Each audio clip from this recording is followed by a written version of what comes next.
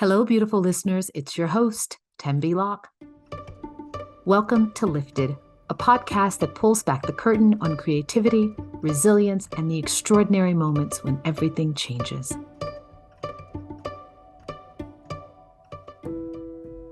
Today, I am beyond thrilled to have Kathleen Griffith join us. Kathleen is a powerhouse serial entrepreneur, a business strategist, and founder of Grayce Co, a marketing and media consultancy for leading Fortune 100 brands and media companies. She's also the author of the USA Today bestselling book, Build Like a Woman.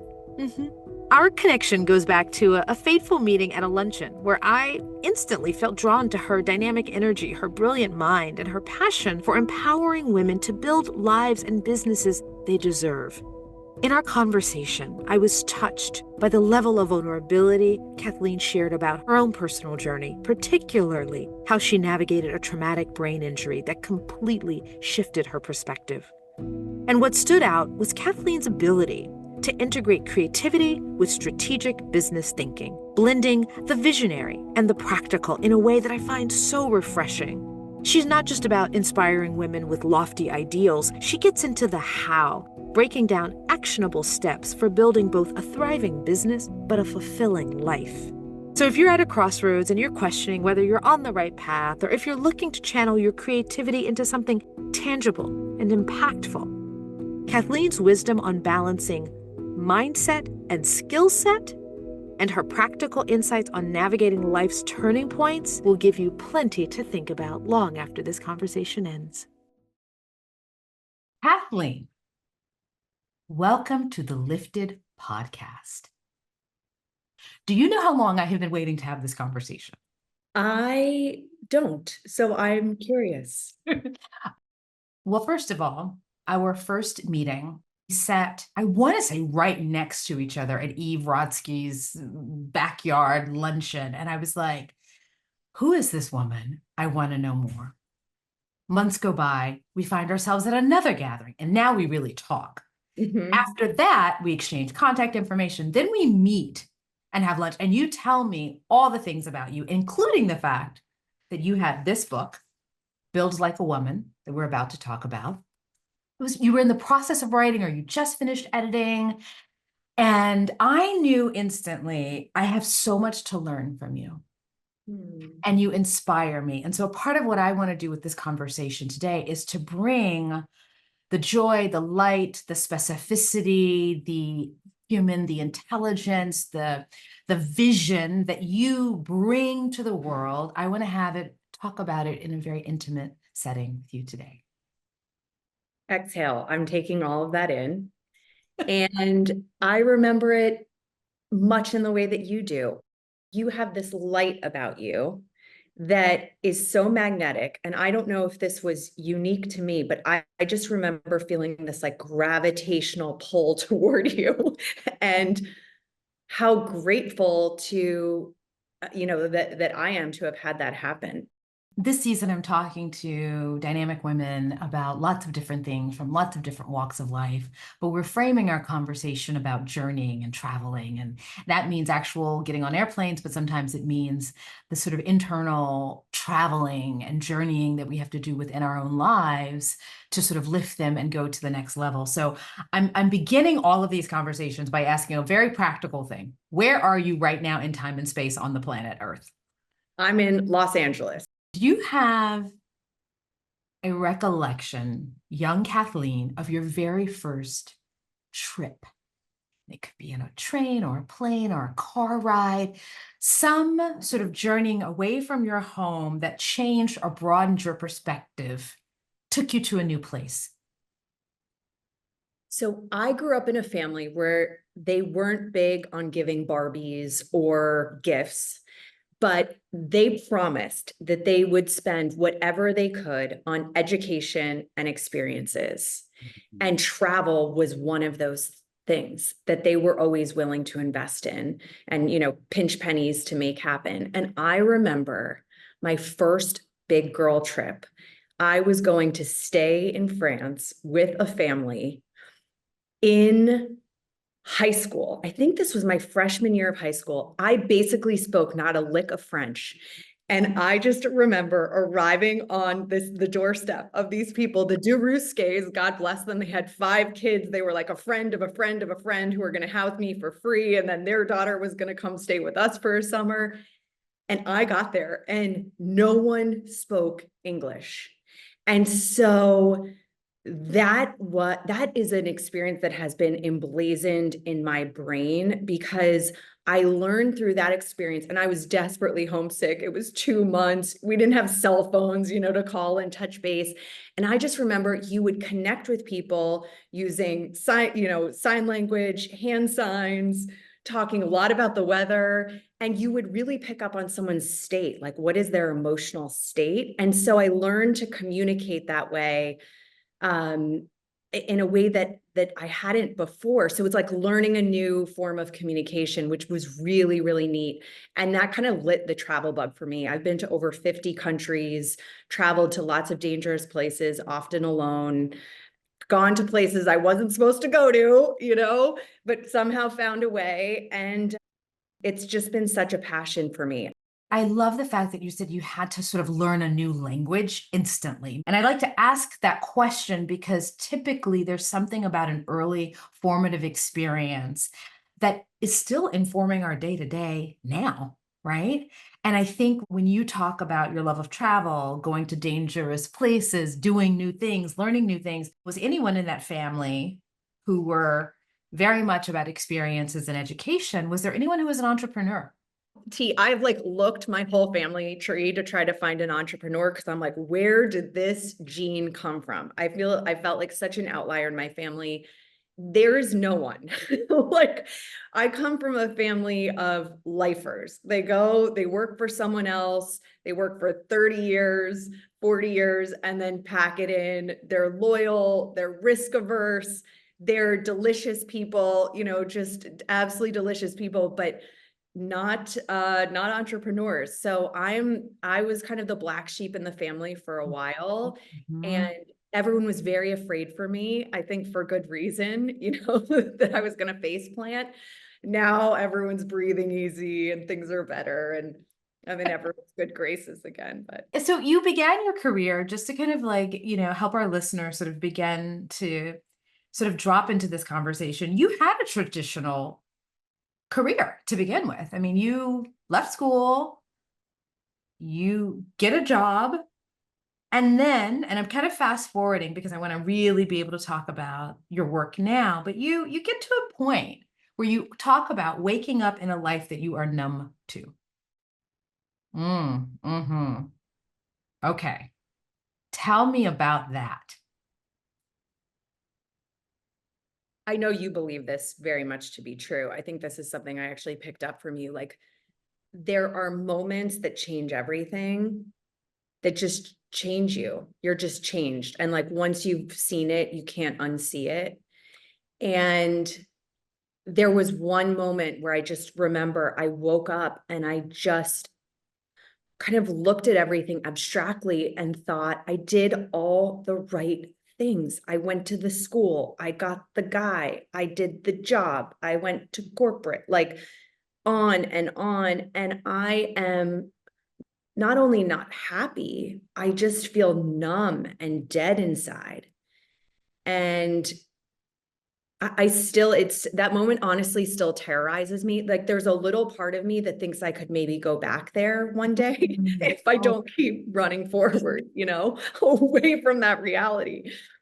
But it can happen. It happens in the slowest ways. It happens, it's it creepily happens, right? Like, our life, just by a matter of degrees, we just keep turning, maybe a little bit more away from ourselves. And before you know it, you're living a life that is unfamiliar and wholly not you. And when that moment comes, if you are willing to stand in the uncertainty and in the fear and in the terror of that and not look away, and then ask my favorite question in the world, which is the question that galvanizes me, has given me such forward motion. That question is, well, what if? What if? What if? What if? And so your what if looked like forming a consultancy firm, Grayce Co. Why that, and how did you get the bravery? Because that's the question that women, so many women, how are you brave enough to do it? I've often tell people, it's not so much that I'm brave.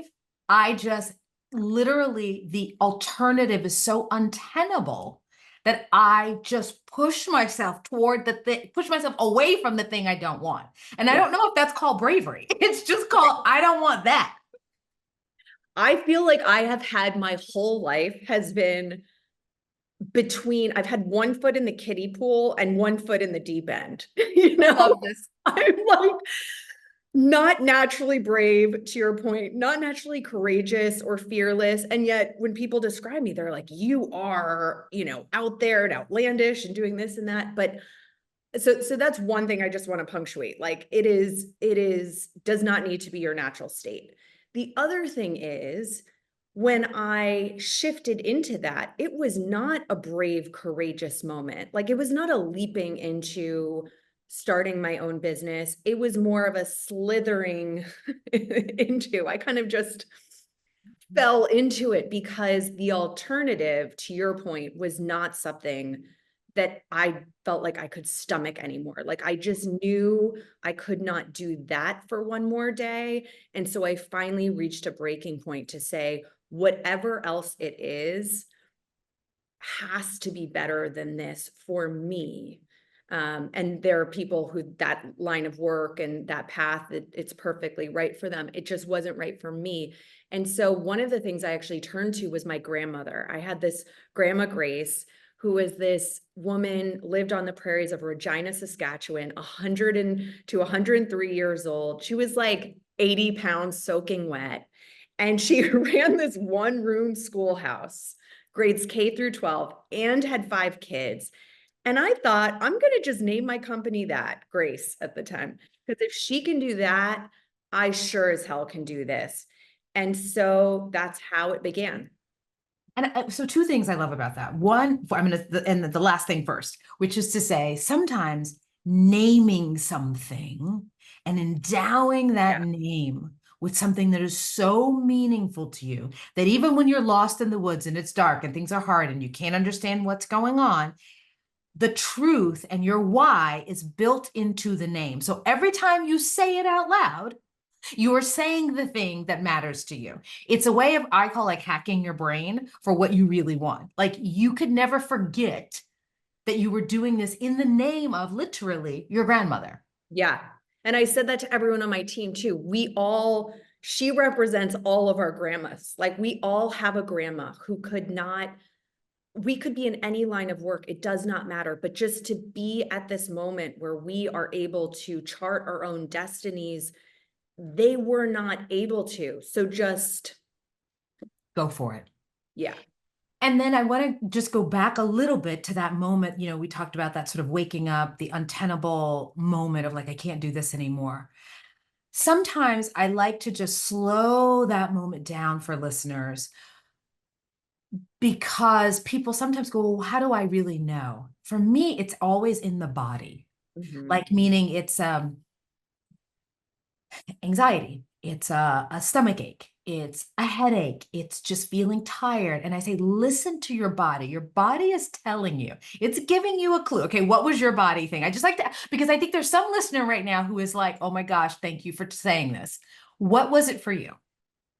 For me, the body it was just this ongoing churning, this agitation.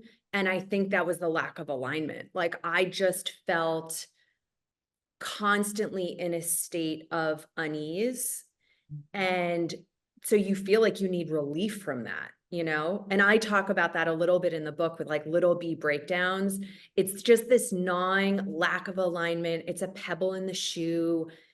It's going to feel differently for everyone in your body, but our bodies know, like, and that is one of our greatest compasses as women, is like to trust the body and trust the gut. And it is not woo woo. It'll save you a lot of money and bad partnerships and you name it. Like, it's going to get you out of Dodge. You have this beautiful way of balancing creativity with strategic thinking in marketing and in business solutions. Now, at first blush, someone would say those are two really different things. We have this sort of notion in society that creativity sits over here, solutions, business acumen sits over here. I say they go together, but I want to hear from you as to how you balance or integrate or allow for both, or let one fuel the other. Mm-hmm. So I grew up in the old school of business, which is pedigree, pedigree, pedigree, skill building, execution, operations, like on and on, right? Didn't go get an MBA, but for all intents and purposes, I was trained like a ninja assassin in all of those things. And I really shut off that part of myself, the creative. It just was not allowed to live. And when I started to build my own business, I found, just by nature of a business as an entrepreneur being an extension of who you are, the best businesses are just an extension of the founder's DNA. They really are. And creativity, being a creative thinker, I think of myself more as a creative director at times than a business person. I love to create. You're constantly ushering that which you only see in your mind's eye from the unseen into the seen realm. Like, it doesn't get more artistic and creative than that. And that, to me, is business on steroids. Like, that's when you're really bringing something new to bear in the world that hasn't otherwise been here. Otherwise, you're just creating a commodity or product that's the same as everyone else. So I think that's when it starts to really get interesting. And I'm excited about the new breed of creators who are saying that's okay to lead with that. Actually, you'd asked about that. Like, I very much now lead with creative unapologetically, and then business and operations are in service of The vision. the vision.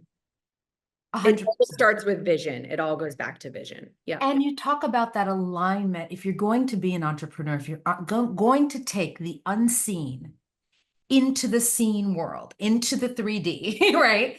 As a product or as a service of some sort, to not have that, to keep yourself and your DNA and your imprint and your vision aligned throughout, is really, really, really important. To your point, I feel like I have to tell people I've also made a lot of money. It's like I've done $500 million and generated $1 billion. Like, because when we have these conversations, it sounds like, does she know what she's talking about? I don't think The data supports the fact that. Yeah, just so everyone knows. Yeah, the substantiation is there. The empirical evidence is there. Okay, sorry, continue. No, but I love that, because we do have to. I mean, I think we live in a world where we have siphoned off and siloed whole parts of ourselves, so that we think, well, if it's creative, then clearly there's no money to find. It doesn't make sense. And that is where you lose your power. That is the fastest way to lose your power, because you're shape-shifting, you're segmenting, you're siloing. You are not showing up as your full self, who may have skills that are even seemingly direct opposition with each other, right? So I think that can't be understated. I also love what you're saying. Like, that's why I wanted to actually create this new term, builder, because as I sit here, you and I are very similar. Like, you might not identify with capital E entrepreneur as your authoring, producing, screenwriting, acting, the list goes on and on. But to me, you're a capital B builder. Like, you're a woman with vision who daily steps into realizing that vision in many different forms. And business sometimes is part of that. Creativity is part of that. They're all different aspects to that. But I just want us to free up how we start to define ourselves too, so that we have permission to go do big things in the world, whatever that is, without all these forced labels. Yes, because I think what we're doing is looking for a pre-existing box that the world has decided. And we go, okay, well, maybe I'm into that or I'm there. And if you don't readily see it, then you go, oh, well, maybe there's no place. And what you are positing is that we can build it from within. Yeah. And we can follow the impulse, the path, the creativity, the innate gifts, and something will emerge that lifts our lives, that changes our lives, that can support us financially, create jobs. It's kind of huge.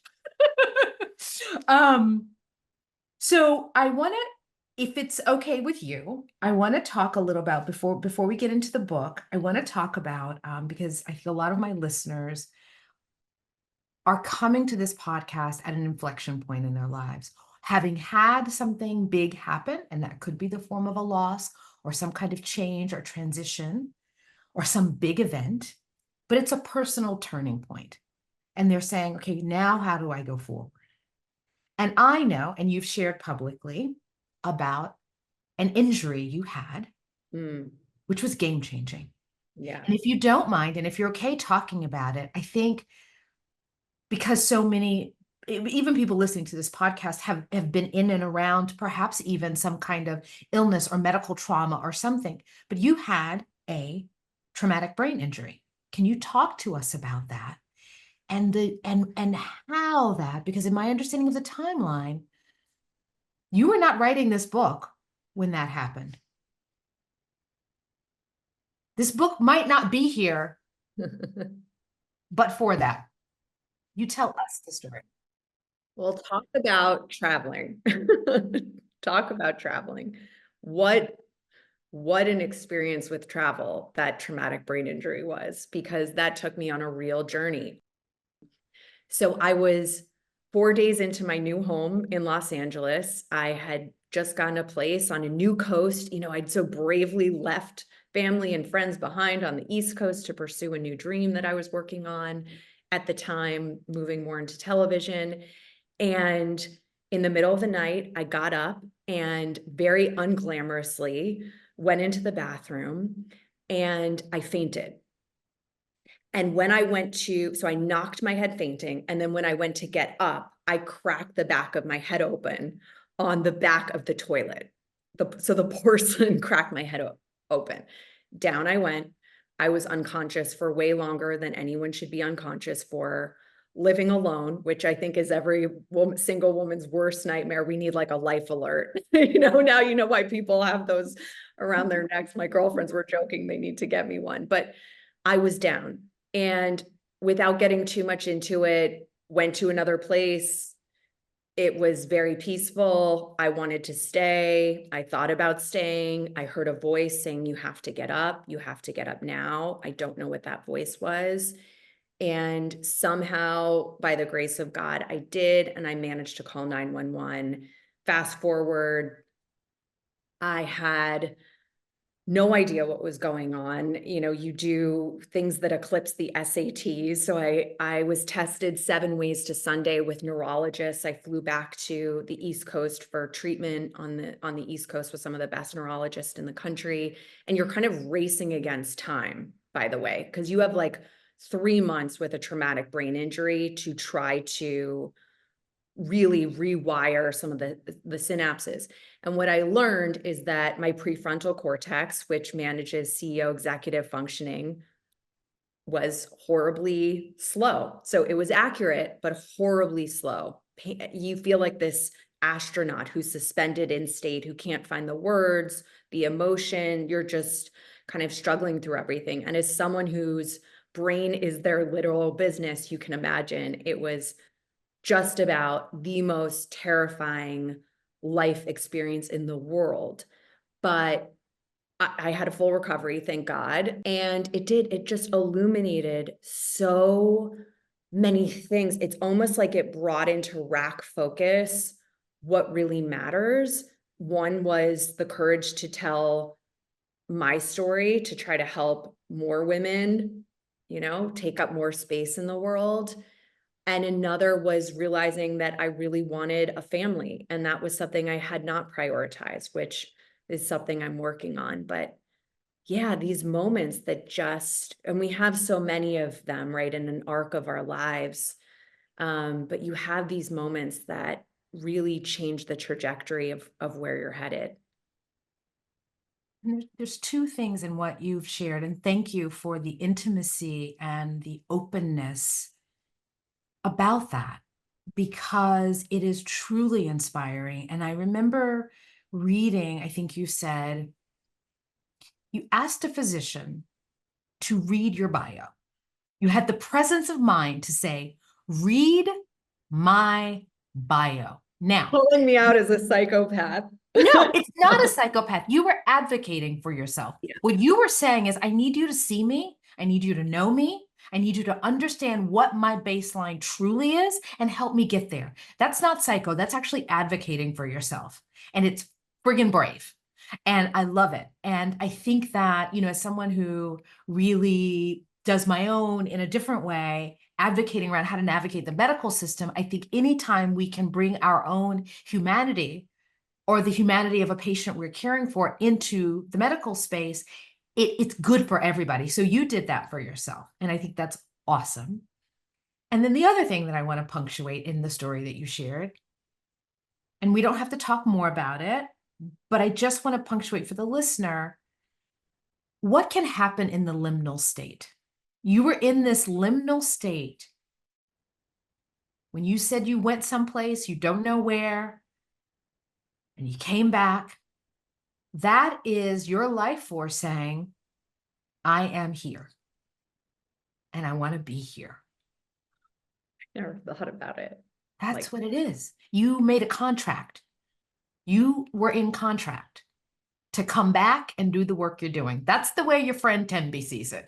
You're going to make me boo-hoo, but wow, I love that idea. I mean, I think about death every day. And it helps me live so much more bravely because, first of all, it's nothing to fear. I know that. Like, it's this really beautiful place. I really believe that to be true. Mm. But I actually think for anyone who's listening, like, think about dying daily. If we're lucky, we have like a few decades, if we're lucky. If we're lucky, but you know better than anyone, nothing is promised. And so I think if you're looking to also just have more clarity in your life, like really sit and think about your own mortality, see where that brings you. See where it brings you, and where it brought you is a place of teaching women and the world how to build the thing you want here in this life while you've got it. Because it's not only a full expression of yourself, but it also can be very generative and giving, you know, to the world writ large. And so in building this sort of platform of entrepreneurship, you were very good. And what I love about you is you do get into the how. It's not just like, oh, you can do this. Willy-nilly. Girl. Go girl, be a boss girl. You go right into, no, in here is how. Roll up your sleeves. Roll up your sleeves, and I like a how. I like a how. So can you elaborate on the 12-part method that's outlined in your book, which is about building a business, yes, but it is also building the life you love, because after what you went through, you're like, well, if I'm here, then I want to love the life I'm living. Yeah, that's right. So it's 2 parts. So it's equal parts mindset and skill set. And I'll break that down. But what I mean by that is most business books are just focused on skill set, and most personal growth, self-help, life books are just focused on mindset. And I felt like I cannot split myself in two anymore. I need something that bridges that divide where you're constantly thinking about everything from, a business and a life mindset. So this is the way that I wished I'd started out. This is the way that I wished I'd learned it, instead of cobbling it all together and bubblegum and scotch tape. And, it's like a really bad decoupage project. But I did put the rigor in, as you said, of like breaking it down, making sure it stacks. Like, this thing is going to work really hard for anyone who wants it to go to work for them. So it's a framework. But what's beautiful about it is there's flexibility in the framework. So the idea is like, you make it yours. You take it and you put your fingerprints all over it, because it is meant to be your definition of a wild, juicy business and life, not mine. What are some of the most common obstacles that you see women entrepreneurs facing?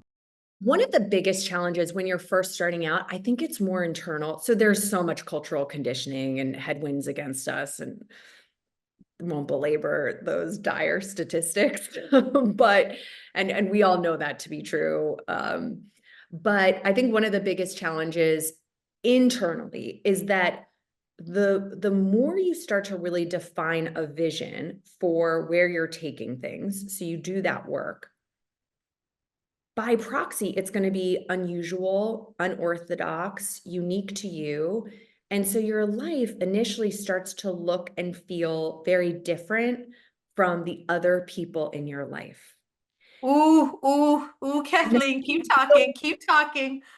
Isolating, lonely, like you're doing it all the way wrong, because now all of a sudden your life is looking more and more different. I remember when I was kind of earlier days in my business, I'm sitting next to my childhood best friend on her porch. We've been best friends since we were 5. And I'm looking around, and she's got this like strapping husband, 2 gorgeous kids. She's got a real estate business that's going well, and from this beautiful home, she's healthy. And I'm thinking to myself, I'm the proud owner of a Cube Smart storage locker that's 9 by 13 with all my worldly possessions in it at the moment. And yet, I really liked where I was going. You have said, quote, more or less quote, I'm paraphrasing, but as women, we can be multifaceted. We can have profound contradictions. And that is not only okay, it is fundamentally and absolutely necessary. Tell me more. I learned that message first meeting with Diane von Furstenberg. I had dreamed about this meeting for like 10 years. She was on my cube when I was an assistant to the assistant of the assistants. I had her, I don't know who I want to be, but I know the sort of woman I want to become, quote, on my little gray felt cubicle, stared at that for years. And then fast forward 10 years later, because the universe loves to laugh and, bring things around when you least expect it. I get called into a meeting with her, and the person who was supposed to be with us dropped out at the last minute. So it's just me and her in her office. She is in front of this 20-foot raw edged wooden desk. She's got her hair, which is breezy, which she just adjusts ever so slightly to kind of underscore a point. She's got her jangly bracelets on, Andy Warhol painting behind her. I mean, the whole thing was just leopard rug. Like, it couldn't have been more fabulous. And she grilled me on all the numbers. So I was going in representing a project, and she was nasty, like in the best way. She was just like pummeling me with questions, fire. And then, so complimentary, she like wrapped me in this leopard print scarf and kind of spun me out the door. She's like, "You're brilliant and you're this," and kind of like whipped me out the door. I was bedazzled. It was the first time I'd really been in the presence of a woman with these contradictions. I left that feeling like, whatever that is, I want that. And then I want that for anyone else who wants that. Is there any other moment, like a single impactful lesson that you've learned from either your mentors or your experiences that you think everybody should know this? I'll share this. which was a really defining moment because I hear so many women say to me, it's too late. When I was talking to Oprah, I said something about my age and she just stopped me dead in my tracks. I was saying I was 40 at the time. And she said, you are just getting started. You are like a Oof. flower that is just getting ready to blossom and open. While she said it to me, she was saying it to everyone. It is such an important thing to remember. It doesn't matter if you're Grandma Moses and you're in your 80s and you want to pick up a paintbrush and start painting. It doesn't matter if you're Vera Wang at 40 who doesn't make the Olympic team and decides for the first time she wants to start a wedding dress line, or you're 14 and you're Tina Fey who already knows What and she is wants to telling do. the Polish cleaning ladies, you're going to be a comedian one day. It doesn't matter. If something is put in you, it was put in you for a reason, and it is now not your job to question it. It is just your job to try to bring it into the world to the best of your ability. That's it.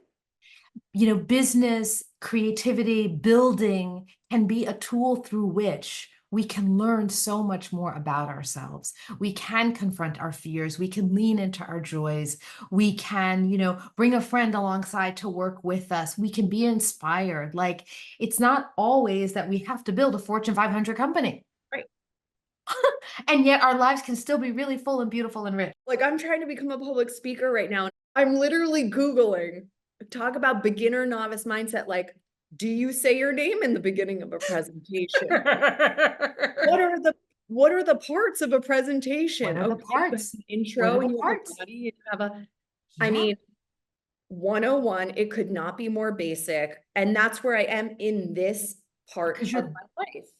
And I love that. And it doesn't take away from the expertise in other areas to now be like a baby that's trying to drive a car in this one area, crashing into fire hydrants and taking out stoplights. And I have no clue what I'm doing. My legs are too short for the pedals, but like, I'll grow into it, right? Like, I'll get there. What do you expect when you start? We all need to be babies, just screwing And up. by the way, we can start at 40, 50, 60, 70, 80, whenever. As long as I have another day on the planet, I can start something. That's right. Even if it's a book. Kathleen, this has been so illuminating, so inspiring.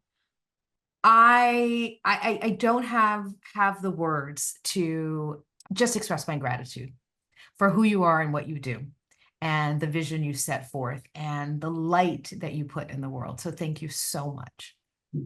Thank you so much for your center. I so admire the fact that you keep this center no matter how much the world seems to pull. I also am so grateful for the fact that you truly lift people. Like, you walk your talk behind the scenes. You've done it for me. You lifted my book. You've lifted my voice. You've lifted team members for me. Like, you lift people. And I'm so grateful for you. Thank you. Thank you. Thank you. Thank you. Thank you. Thank you. Lifted is developed, written, and produced by me and my one-woman producing team, Celia Cates. It is edited by Jamie Moss. Thank you for joining us. Stay tuned for our next inspiring episode.